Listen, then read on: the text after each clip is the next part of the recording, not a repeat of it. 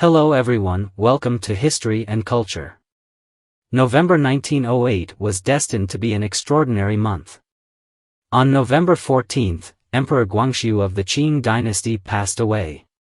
Just a few hours later, on November 15th, Empress Dowager Cixi quietly passed away as well. This sudden turn of events caused a stir among the citizens of Beijing. Although by the early 20th century, the light of science had begun to shine on this ancient country of China, Cixi's funeral still followed the traditional rituals that had been passed down for thousands of years. Cixi was extremely concerned with her dignity. And in the months leading up to her death, the officials in charge of the funeral preparations specially bought a road roller from the west, which was used to smooth the sacred road leading to the eastern tombs of the Qing dynasty, ensuring the road was as flawless as possible to match the grandeur of the future funeral, so that it would be as imposing as her life had been. According to historical records, after nearly a year of careful preparation, the funeral of Empress Dowager Cixi finally began in early November 1909, under the watchful eyes of the public. On the morning of November 8th, Cixi's coffin began its slow journey from the east gate of the Forbidden City, heading toward the Dongzaimen, East Gate. At that time, the citizens of Beijing hurried to catch a glimpse of the coffin, many stretching their necks in the crowd, trying to get a better view of the procession. The spectacle is truly grand, such exclamations could be heard from the onlookers. At the front of the procession were cavalrymen in Western-style military uniforms, marching in perfect unison, holding long spears, their bearing majestic. Behind them were a group of eunuchs, carrying paper horses, symbolizing the sacrifices to be buried with her. Further behind were servants dressed in traditional Manchu clothing, wearing feathers on their heads, taking turns to carry the coffin.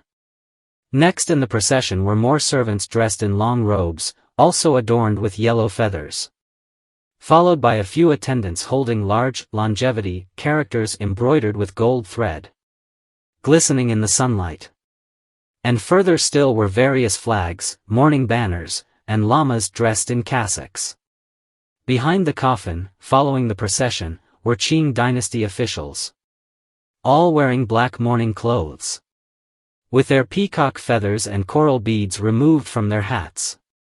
These were mostly princes or high-ranking officials, representing the power core of the Qing dynasty. Following them were various horses, camels, and funerary items wrapped in luxurious silk. At the very end of the procession were the lowest-ranking servants in the palace, responsible for cleaning up after the camels and horses. This scene is almost like the emperor is going on a royal tour, the citizens of Beijing murmured, all astonished by the grandeur of the funeral. A supernatural incident occurred during the funeral. According to historical records, a chilling event took place that sent shivers down the spines of everyone present. Soon after the coffin had departed, as the procession passed a mound, a young eunuch appeared to be in a panic, his face showing signs of distress. But the atmosphere was solemn, and he dared not speak a word, only following the procession in silence. After a while, the supervisor in charge of the young eunuch noticed his abnormal behavior, and immediately approached to inquire what had happened.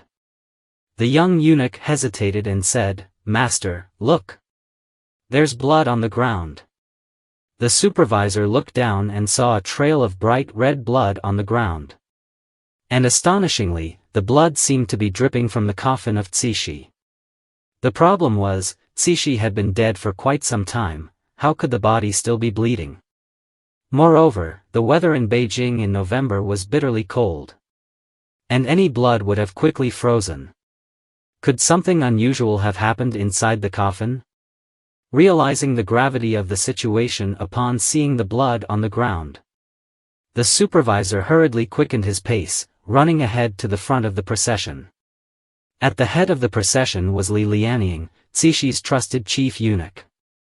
Li Lianying had accompanied Cixi for many years, and they shared a deep bond.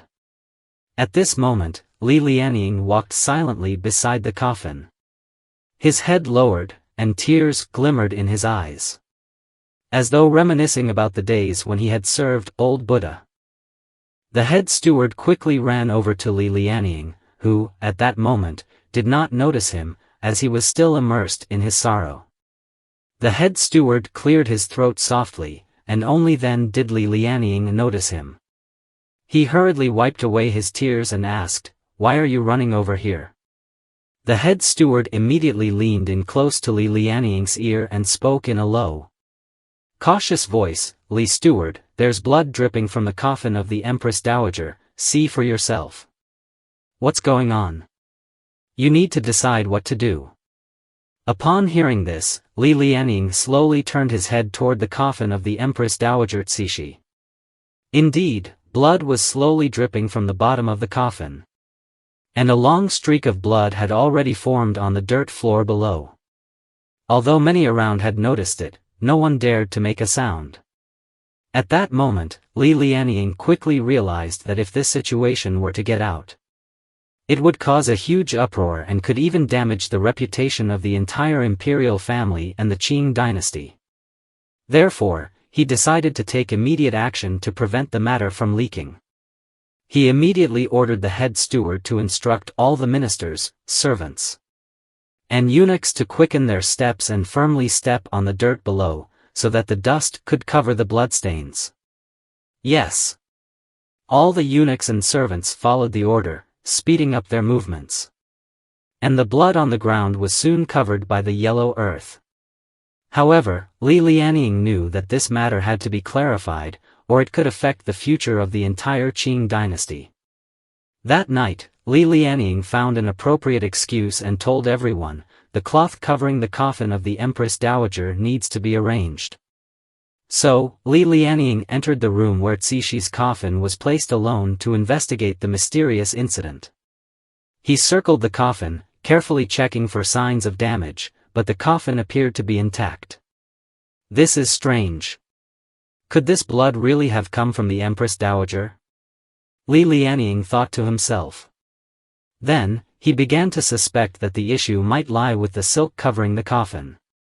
He carefully examined the luxurious silk. Under the dim candlelight, the silk shimmered faintly with golden light and emitted a subtle fragrance. Could there be something wrong with this fragrance? Li Lianying couldn't help but wonder. In fact, Cixi had passed away on November 15, 1908, but her body was not buried until November 8, 1909. During the nearly 1-year period, her body had already begun to decay and emit a foul odor. To mask the stench, the officials in charge of the funeral had placed many sachets around the coffin. Li Lianying thought that since the fragrance was coming from the silk, perhaps uncovering it could reveal what was hidden underneath. He took a deep breath, bowed several times before the coffin, and silently muttered, "Empress Dowager, I am sorry." After bowing, he cautiously lifted a corner of the silk at the bottom of the coffin. Suddenly, he saw a dead mouse, its mouth and nose covered in blood. Li Lianying was startled and almost cried out. After calming himself down, he continued to carefully lift more of the silk, only to find dozens of dead mice underneath, all with their mouths and noses covered in blood. Li Lianying was even more puzzled. Why were these mice hidden here?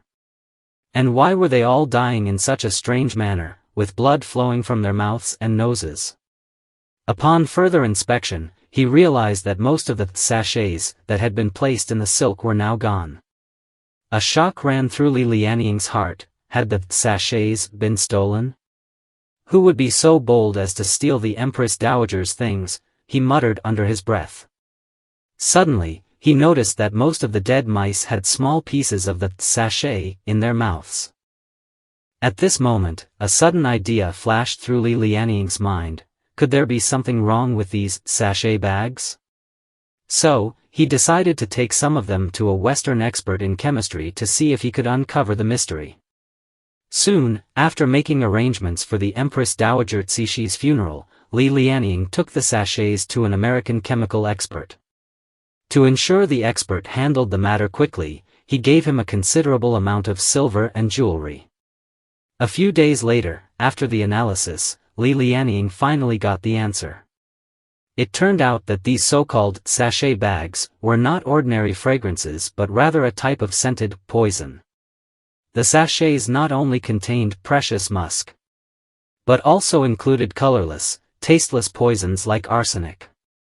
It was the scent of these sachets that attracted a large number of rats, which, after mistakenly ingesting the sachets, quickly poisoned and died. After the rats died, blood poured from their mouths and noses, causing the phenomenon of blood dripping from the coffin. This explained why the coffin was dripping blood. It was the rats' doing. Li Lianying breathed a sigh of relief, finally solving the mystery. It turned out that it was all caused by the rats. After solving the puzzle, Li Lianying felt greatly relieved, yet he still felt a heavy sense of responsibility. So, he quietly came to the tomb of Empress Dowager Cixi, bowed several times in front of her coffin, tears welling up in his eyes. At that moment, outside the massive tomb, only Li Lianying's solitary figure remained. "Old Buddha, may you rest in peace," Li Lianying murmured, as if bidding farewell to the past in this way. It's worth mentioning that the tomb of Empress Dowager Cixi had been completed long before her death. But why was her burial delayed for a year? There were several reasons behind this. Firstly, in ancient China, especially among the rulers of the feudal dynasties, they attached great importance to their posthumous affairs. Many emperors, once they ascended the throne, would begin spending a large amount of time and money building their tombs. These tombs often took decades to build, involving immense personnel, resources, and financial costs. As the ruler of the Qing dynasty, Empress Dowager Cixi not only had high standards for her tomb, but her lavish style was also well known. As a woman deeply skilled in power struggles, Cixi was very particular about her arrangements after death. According to Qing dynasty regulations, after Empress Dowager Cixi passed away, she was supposed to be buried alongside Empress Dowager Qian near the tomb of Emperor Xianfeng. However, Empress Dowager Cixi was a very competitive person and did not want to be buried alongside anyone else. Thus, she forced Emperor Tongji to allocate funds from the strained national treasury to build her a separate tomb. The cost of this project amounted to more than 5 million taels of silver. Secondly, Empress Dowager Cixi passed away in winter, and the cold weather helped preserve her body, preventing decomposition for a longer period. Historical records indicate that, to ensure her body would be well preserved, Empress Dowager Cixi had arranged for special individuals to research the method of preserving corpses from decay and searched for magical elixirs with the goal of preventing her body from rotting. Additionally, the coffin of Empress Dowager Cixi also employed the most elaborate anti-corruption measures. The outer layer was made of rare golden silk nanmu wood, which effectively isolated air and bacteria, while the interior was made of precious wood like wangwali, known for its strong preservative properties. The third reason was more practical. When Empress Dowager Cixi passed away, the Qing dynasty was on the brink of collapse, with the nation in turmoil. Not long after, the Qing dynasty disintegrated, and even 20 years after her death, warlord Sun Dianying led a team that blew open her tomb and stole the treasures inside. Historians have commented that Empress Dowager Cixi, who had once controlled a vast empire with enormous power and wealth, ultimately could not escape the finality of death and the ruthless fate that followed. This is the History and Culture channel. Liking and subscribing are the greatest help and support to us. Thank you everyone and see you in the next time.